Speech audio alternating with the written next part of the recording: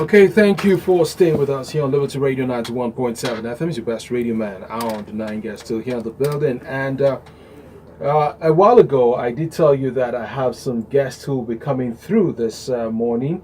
And we're going to be talking about something pretty important. So they are from the Public and Private Development Center.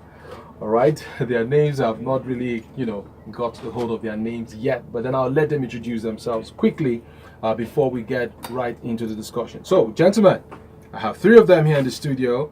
May we get to know you?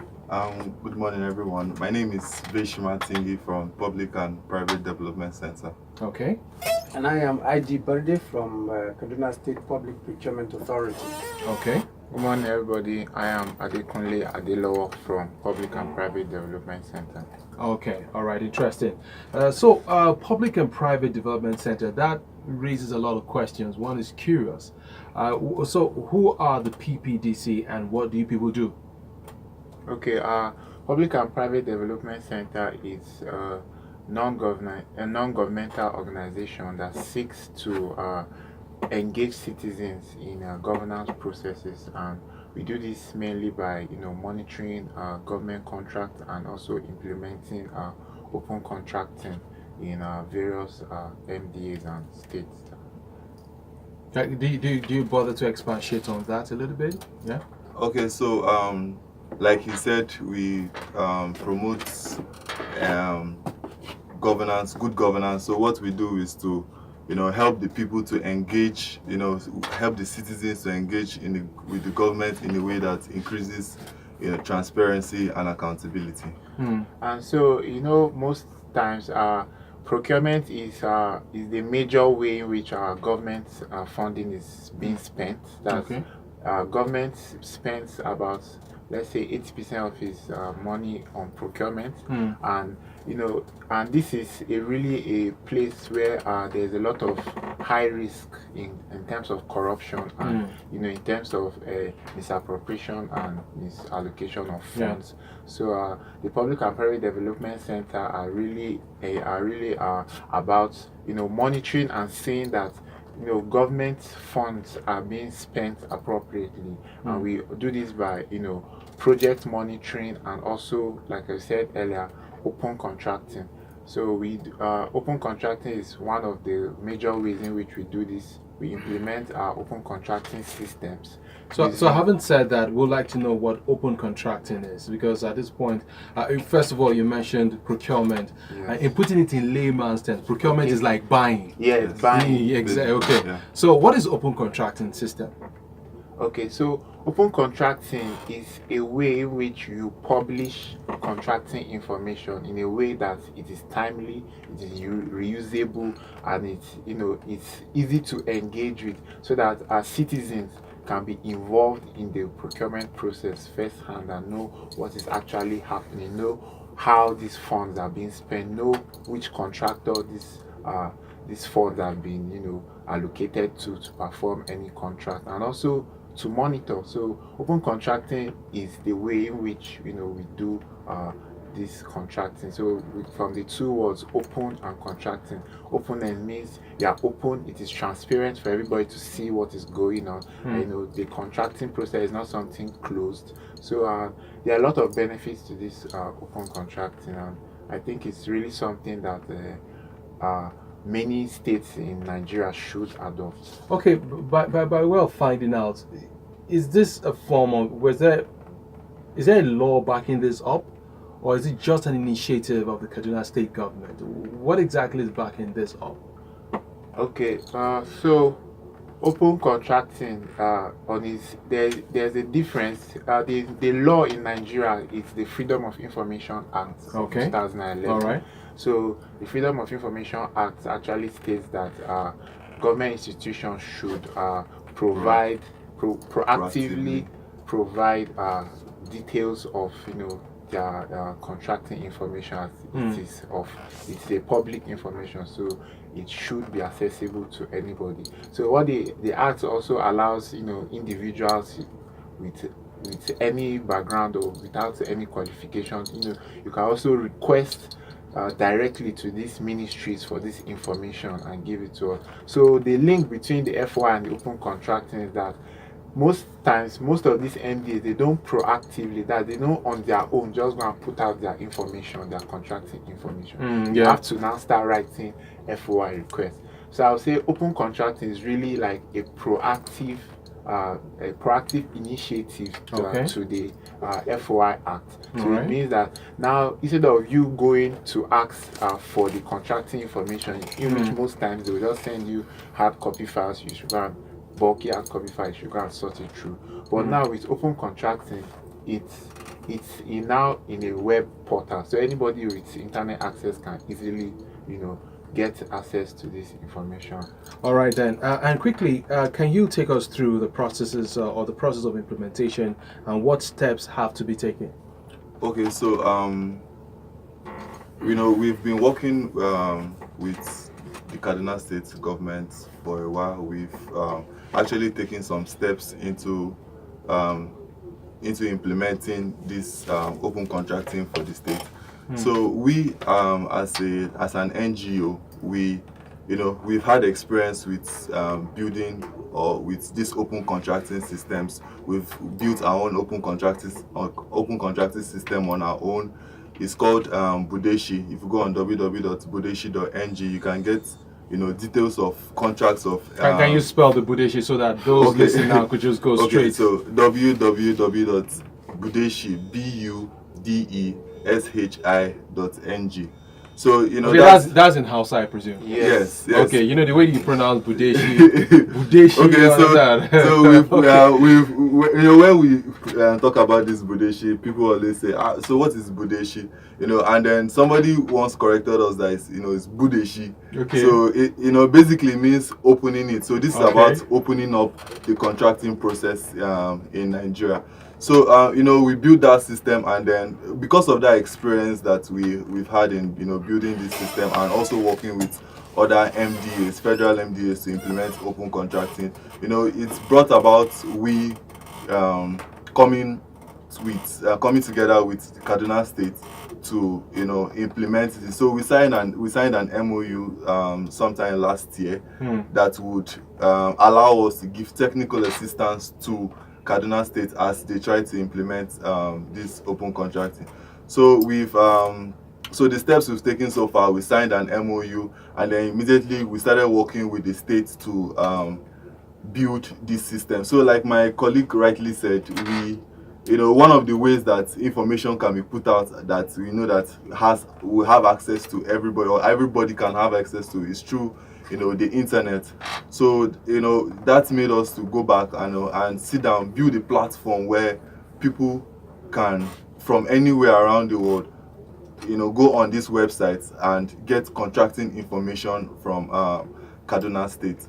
So that was the second step for us. We did that. We successfully built the platform.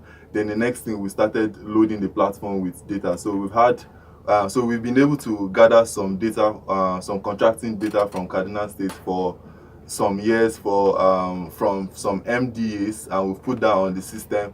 So now the next step of this would be the official, launch. So we're trying to create this awareness so that people know that there's somewhere that you can get information from. So it's no longer going to be the close contracting as we know that. We only know that projects are carried out by the state. We don't know details of how the projects have been carried out, who carried out the projects. So this is an initiative by the state to improve their transparency index and show that they can be accountable for how public funds are being spent. Why Kaduna State?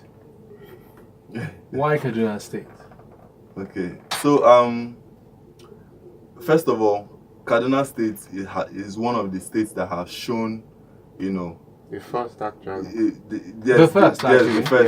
Yes, they have shown, that interest to want to, be accountable. They want to show that they are transparent, because in a time where there are a lot of bribery and corruption cases, people are beginning to lose trust in the government. So the Kaduna State is doing this as an effort to establish that trust. And Kaduna State, we also like to state that is one of the is the first state in Nigeria on the subnational level to sign up for the open government Yes, open yes. government Well aware of partnership. that, yeah. Yeah. So and signing up to that open OGP, the open government partnership, means that there are some steps that you have to take to show your commitment to signing up to this open government partnership. Okay. And one of them being establishing an open contracting system, which everything just goes in line with what the goals that the state is trying to achieve, trying to push that transparency, trying to show that we are not misappropriating, we are not misusing your funds. This is what we are using it for. Come and have a look, see for yourself, and let the citizens build that trust between the government and the citizens. Let them know that the government is actually working on stuff and not just trying to make the people angry. All right, let me come back to you.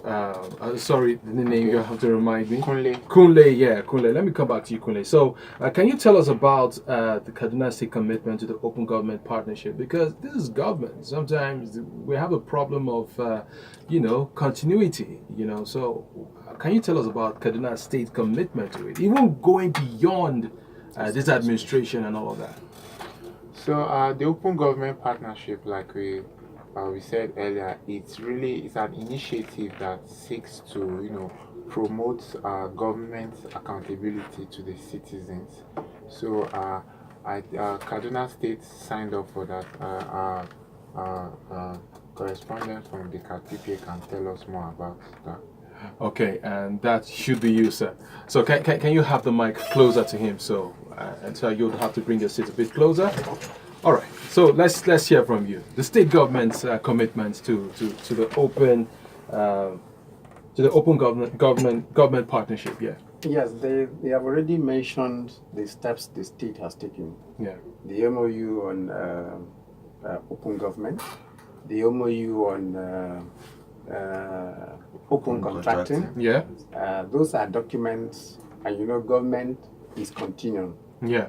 And so with that MOU on ground and the hard facilities that are already set up, it's to be difficult for anybody coming in to dismantle them. Okay. The website is on ground, the documents are uploaded, and we have two sides of it. There is the front side and the back side of the loading of these.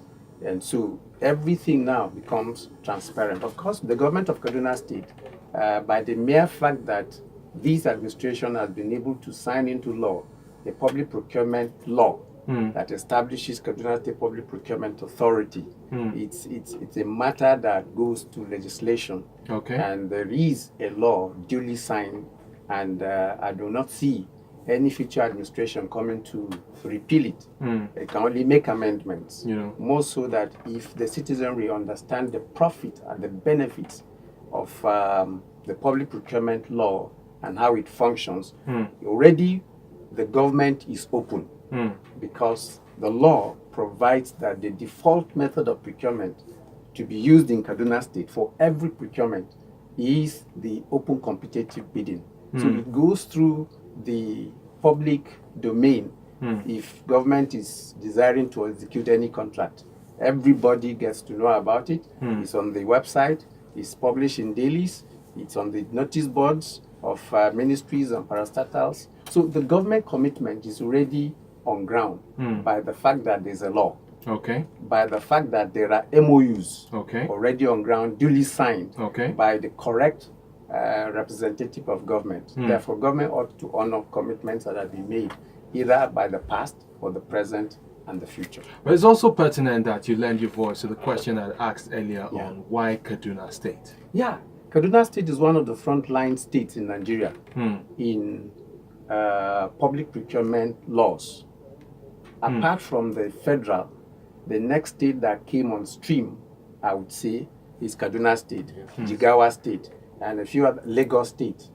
So on the whole, on the national level, Kaduna State has been one of the frontline states in public procurement laws and implementation. So it's just right that we have these MOU and the OCDS is actually working with us as one of the first states in Nigeria to make our contracting open. All right, very clear there. All right, so let's move on now. So, what does this project aim to achieve for citizens and for the government of Kaduna State? Because from all indications, it's a two-way thing. One can literally, from all you've said, one can literally say there's a bit more openness. But beyond that, what else does it seek to achieve? Okay, so there are a lot of benefits both on the government side and on the citizen side. So for the government now, you will see that open contracting actually helps the government to achieve better value for money. So it means that government can get more quality services in the sense that when contracting is open, you can be able to compare and contrast. Okay, this contractor is doing this project for this amount. How well did he do it? Can we get other contractors that can be able to do this procurement and get better value for money? So also another benefit of the open contracting is that it also creates room for competitiveness, and that's where the value also comes in. So when it's open for anybody to bid, that's the citizens. So you see that companies will be coming up that will be trying to see how they can do good, as in be better, and compete fairly for this contract, and see, okay, everybody will be able to bring their A game and do a very good job for the government. By A game, you mean their best. Their best. Okay. And then they will get better value for whatever the government is trying to procure. Then it also goes without saying, the obvious part about curbing corruption. Yeah. So corruption will be, since it's open now, you cannot, the procurement processes are open. It doesn't mean that a government, a ministry's representative doesn't have to just go and give the contract to his relative or his brother or anything. Yeah. It is open for people to fairly participate in it and bid for contract. You don't have to now go and bring in big documents from everywhere just to compete for contract. Okay. Now it is open for even small businesses, as long as you have the capacity and you can show that you have the capacity to do or deliver the project. It's open for you to also bid. Yeah, to also bid for this. So it strengthens transparency and accountability, and also it levels the playing field.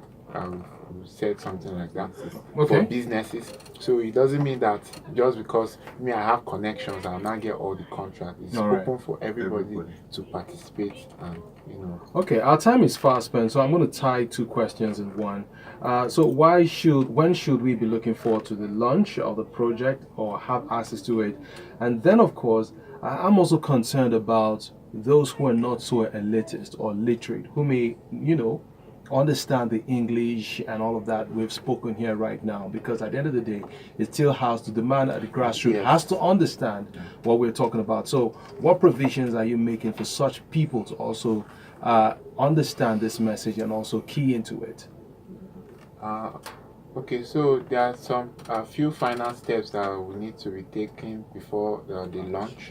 So some of them will be publicity, and that will be aimed at getting people from the grassroots. So there will be more radio talks, both in Hausa, I presume. Okay. So, and also publications, just to create awareness and let people know what is coming up and how it is of benefit to them. Okay. So considering the launch, so there are just a few we've trained the MDAs on how to use it, on how to publish information on this portal. So the launch is coming up real soon, and just some few approval from His Excellency, the Governor of Kaduna State, and then we'll be ready to launch. Okay.